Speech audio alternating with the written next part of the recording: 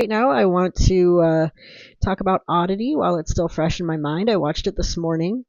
Amazing movie. It's I think less than 90 minutes long, and there so much happens. And I'm gonna recap it. So first we see Danny fixing a trap door in her house that she's remodeling. She set up a tent downstairs in the house. She has set up a camera. We see it. We see it in this beginning part, and it is taking pictures automatically at intervals that she has set. She makes a phone call. First, she calls Ted, her husband, and we see some scenes of his place of work. He works in a mental hospital. And she calls him and says that she's worried about her sister. Then she calls her sister, and she leaves a voicemail, and the voicemail begins with the words, "Guess what? We are connected." And she says it just like that. Like it's very, almost like she's talking in code, which is very interesting to me because I think this indicates that this is a very important thing that she's saying. Her sister is her twin. The fact that they're connected, I think, explains a lot about what happens in the movie. So keep that in mind. After making her phone calls, we see a little later it's dark. She is alone at the house still, and she goes outside to look in her car for something. She's got this big flashlight, which I recognized from Caveat. It's the same exact flashlight. And she's looking around with the flashlight, thinking she's hearing something, and she hurries back to the house. And when she gets back in, she thinks she hears something again, this time a rattle at the door. So she pulls the peephole, which is like a slide window basically, jump scares herself. There's a man standing right there with his face pressed up to the peephole. And he has a glass eye that's very distinctive. So Danny asks him what he wants, and he's telling her that someone snuck into the house while she was outside, and that he's trying to help her, and he wants her to let him in. She reaches to the door, maybe considering doing so because she's scared of the idea that there could be someone in the house with her. And then the movie cuts to the title card, Oddity.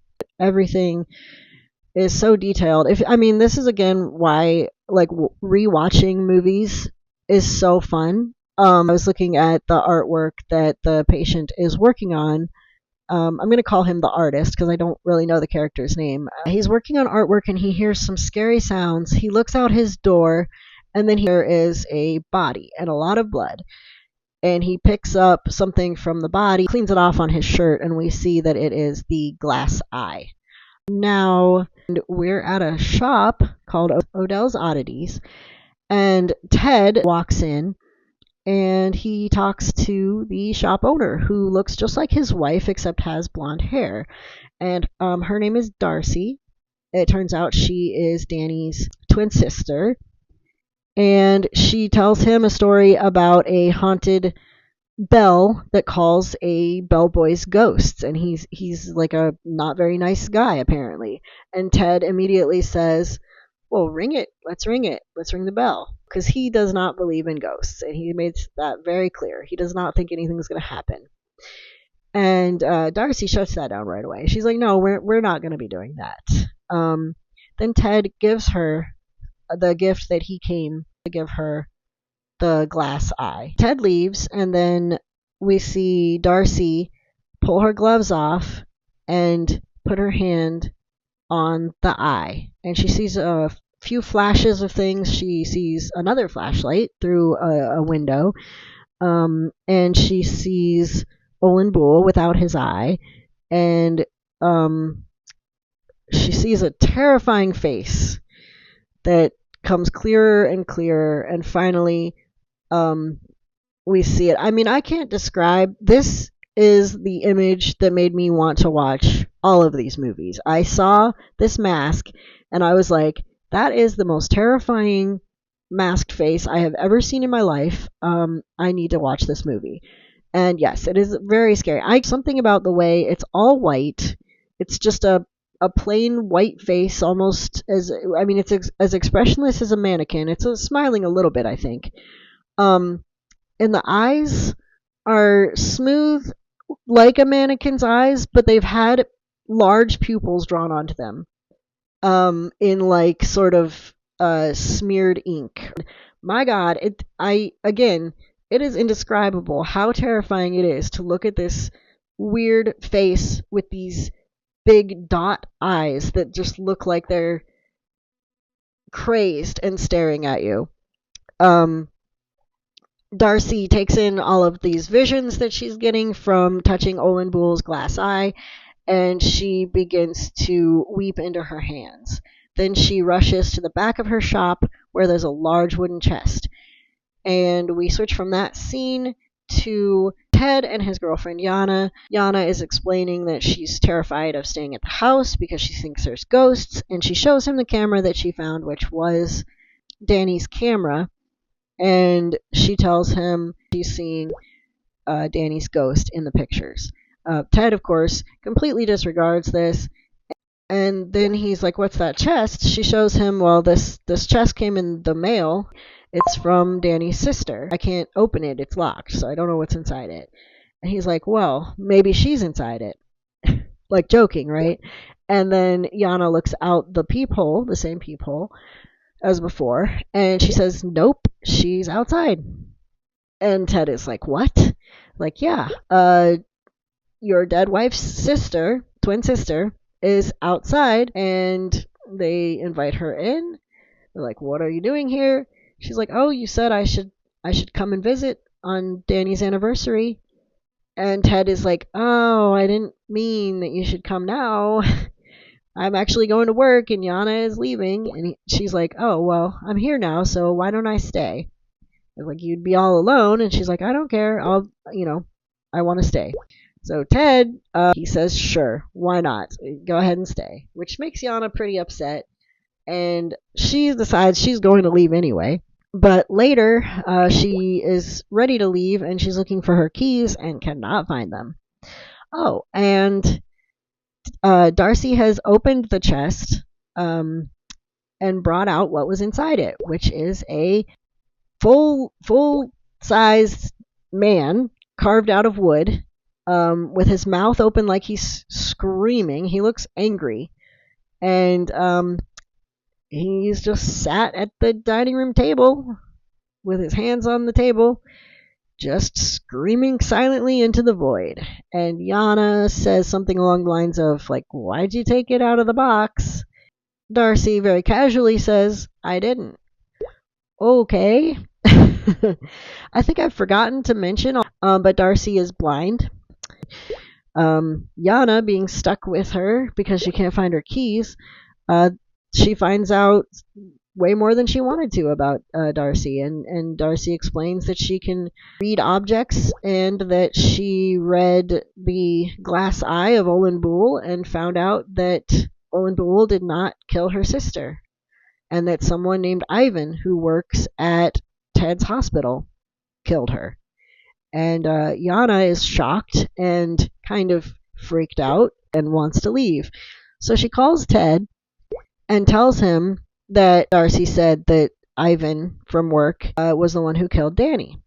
And Ted is like, "Well, what did she say exactly?" Which made me suspicious when he said that, but we'll move on past that.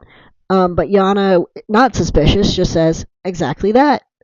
She told me Ivan killed Danny." As she hangs up, then she looks down at where the weird wooden man guy is sitting, and the wooden face is staring right up at her, which makes her jump, and her phone falls to the floor and breaks. She very carefully looks back down again, and the wooden man is not looking up anymore. So, like, okay, that was weird. Yana looks inside the wooden man's head and finds pictures of the twin girls, Darcy and Danny. She finds blonde hair that is clearly Darcy's, and she finds a tooth and a vial of blood. This is all very weird. Definitely some witchcraft going on here. something weird going on. And Darcy stands up and suddenly yells, "Put them back." So Yana quickly puts everything back in the wooden man, and then she goes to bed. And as she's lying in bed, she gets jump scared again, twice, by the ghost of Danny. She's so terrified, she runs downstairs. For some reason, she looks in the chest where the wooden man had come from, and inside are her keys. She grabs them, runs to her car, and gets the heck out of Dodge. I mean, she is out of there. Honestly, smart lady. I mean, she just leaves, which is what you should do if all of this shit is going down. Ghosts, wooden screaming men, blood, all of this. I mean, yeah, just get out. Ted goes to the house to talk to Darcy, and she tells him that she knows. She knows that Ivan killed Danny, and he's like, no, Olin Boole did it. Why would Ivan, from my work, who didn't even know Danny, have any reason to come and kill her? And Darcy says, because you asked him to, which is definitely what I was suspicious of from the start. And yeah, I figured that out, but I think anybody could. But what happens next is kind of surprising. Ted says to Darcy, okay, look, you're really upset. I'm staying away from you. I'm not going to come close. He's acting very clinical here. He's acting like who is used to talking to crazy people. And he's like, okay, I'm going to leave my phone here, right here on the spot where we actually get a signal. And I'm going to go into town and talk to the police officer who arrested Olin Boole. And I'm going to have him call you on my phone. You answer it when it rings. And he will tell you that Olin Boole did it. Not me, not Ivan. And then he leaves. And we see when the phone starts ringing that not a police officer, but Ted is calling his phone. And in front of Darcy, between the phone and her, the trapdoor that Danny had been working on in the very beginning of the movie is now open. And we see a flashback to Ted opening it. And he is calling, and he has set this trap. And Darcy almost looks for a few seconds like she is not going to fall for the trap. She looks like she knows what's going on, and she hesitates, but then she starts to step forward, and she falls in the trapdoor. Next, Ivan goes to the house, and he finds Darcy's body on the floor, but she gasps, and he realizes that she's still alive. So he's just going to wait around until she dies, I guess. He goes upstairs for whatever reason and looks through the trapdoor, and then he calls Ted. But then he is shocked by the sound of something moving, and he drops his phone, and the next thing you know, the freaking wooden man is just stomping towards him, and in order to escape, he jumps off of the balcony, breaks his leg, tries to get away, but the wooden man has got him, starts to beat him up.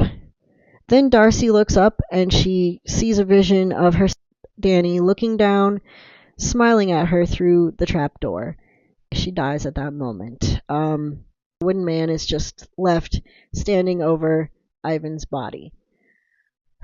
Next thing we know, we're in the hospital, and Ivan is waking up. Ted stands over him and tells him, yeah, I'm having you committed because you claimed you were attacked by a wooden man.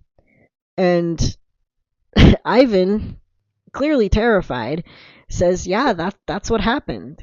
That's what happened.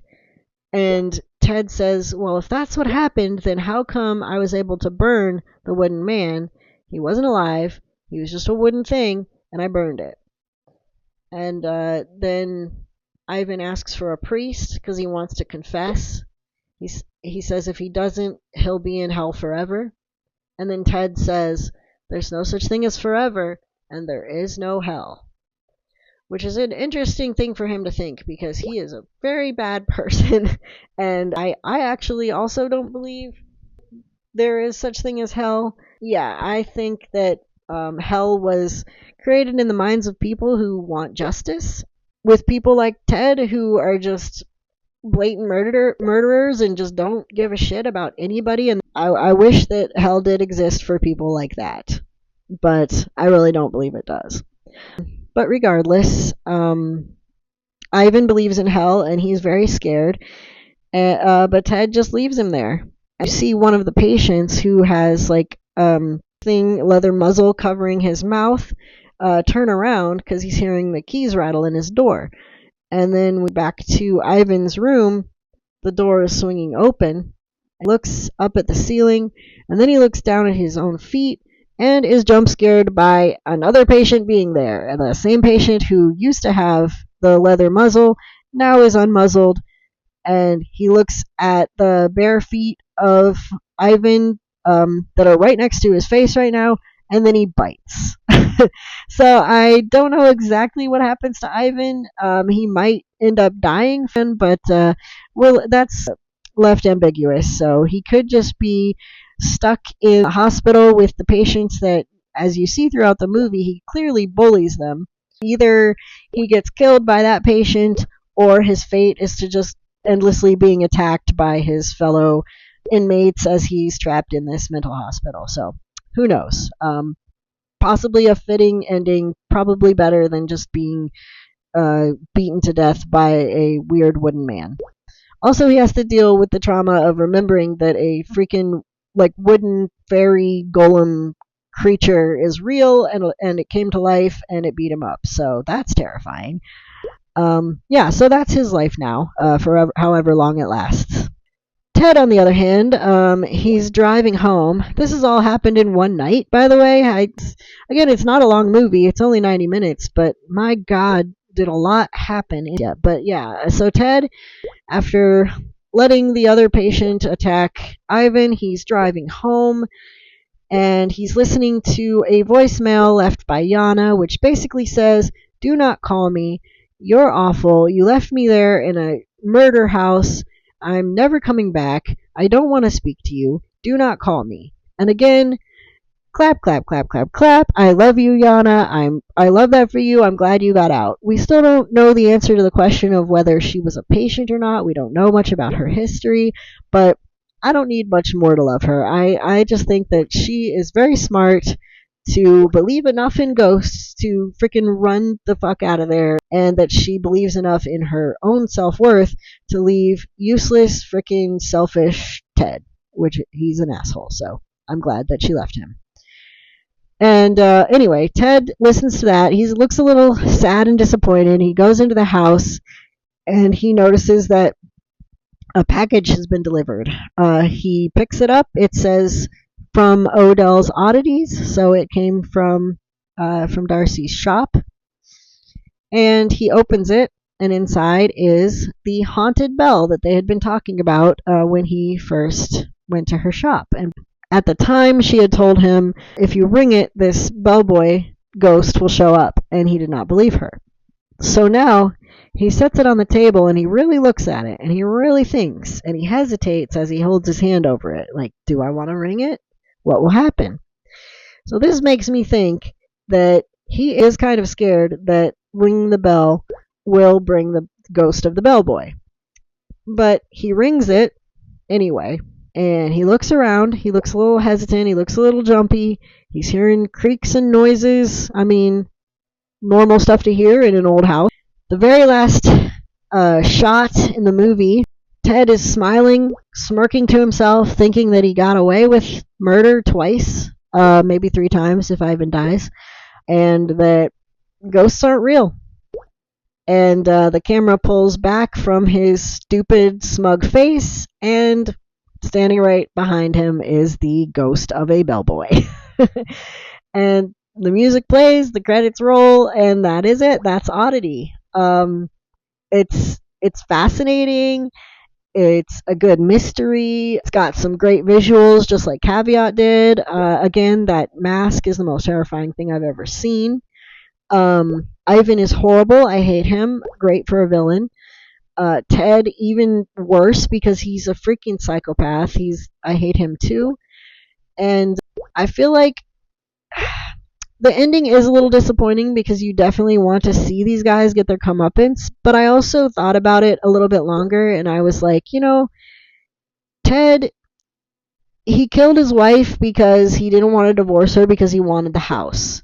He didn't want to stay with her because he wanted Yana. Well, now he doesn't have Yana, but he does have the house, and he's alone in it with all these ghosts that are in it. The bellboy, who knows what else, because Danny in the very beginning mentioned that she was taking pictures because she thought she saw ghosts, and the pictures have like orbs in it. So, yeah, I think that Ted, he maybe didn't get what he deserved, but he is all alone, and he totally deserves that for sure.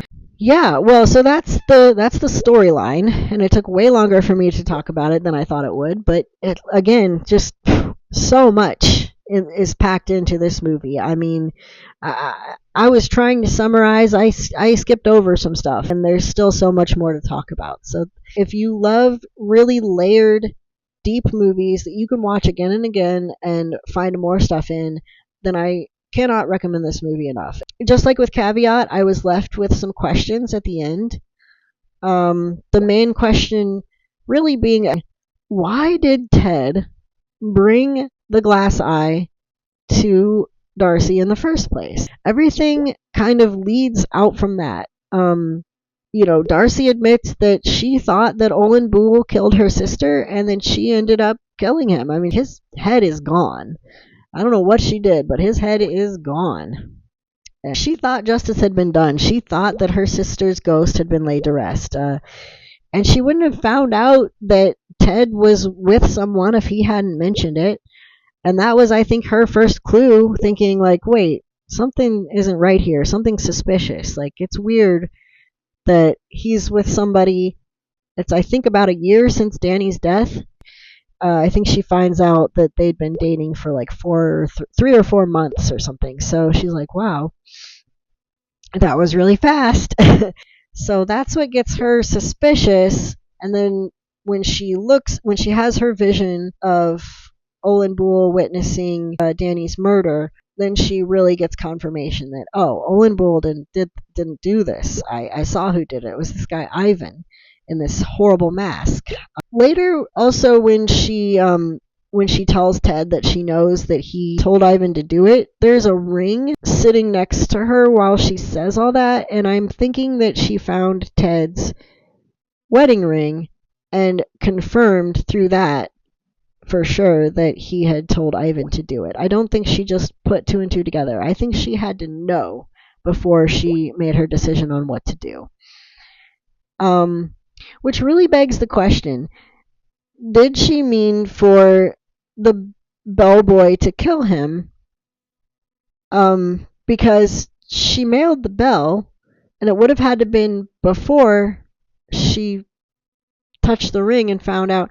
I don't know. I really don't know. I'm left with so many questions, and I'm okay with that. I'm really wondering, like, I'm wondering if Hokum has any reference to any of this. I'm also wondering, because the artist patient, who, if you really look at his pictures, he drew everything. He even drew the wooden man,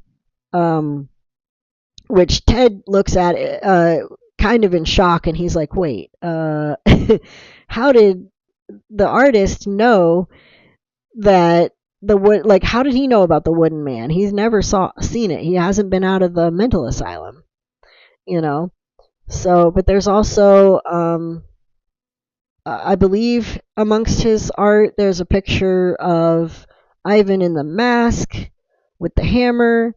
There's a picture of Olin Boole dead. I mean, that could have been drawn before or after it happened. I'm not sure. But yeah, this artist guy, who is he? And he clearly has some kind of psychic powers. He's played by the same actor from Caveat, and I'm wondering if he is meant to be the same exact character, kind of driven mad after. I mean, he's already had a head injury, but really just gone insane from his experience during Caveat. I really wonder if that's him, and if something about the situation in the movie Caveat made him psychic. I mean, he was hanging out with a ghost for quite a long time inside the walls of that house. So it's like, interesting. Is that him, or is it just the same actor working with the same director, which we see all the time? So who knows? Who really knows how connected these movies actually are? I'm excited to see Hokum, as I've mentioned several times.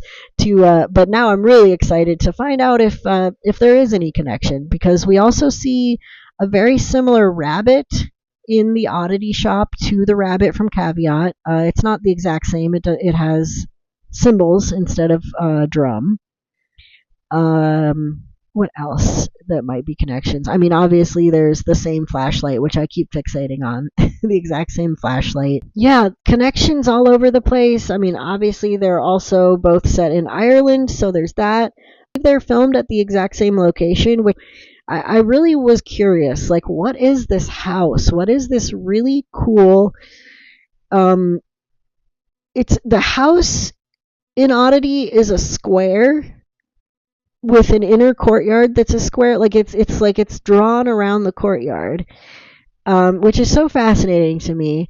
So I decided, you know what, maybe Wikipedia actually has the location, and sure enough, I looked on the Wikipedia article about Caveat that said that it had the same exact location as where Oddity was filmed, and they were both filmed at Brantley House. Brantley House. I'm gonna have to look it up again. And if you look at this house, if you look at images of it, it's actually like a side building that they used for the house. The actual real house is way bigger. It's a huge mansion. It's a tourist destination, so you can actually go there and see this place. And apparently, the filmmaker knows the owner. Like, it's his pal. He's like, my old pal owns Brantley House, or whatever it's called. And so he allowed him to film there. In conclusion, really great movie. If you haven't watched it, you should see it, even though now I've spoiled everything for you. If you have seen it, I'd love to hear your thoughts on it. What other questions do you have? Put it down in the comments. Or if you think you know the answers to some of my questions, something that you noticed that I didn't notice, let me know. Let me know down in the comments. And I will be back in a few days, hopefully, after I've been able to see Hokum. So thank you for stopping by my channel, where I watch movies too much and then think too much about them. Tell me in the comments what you think too much about.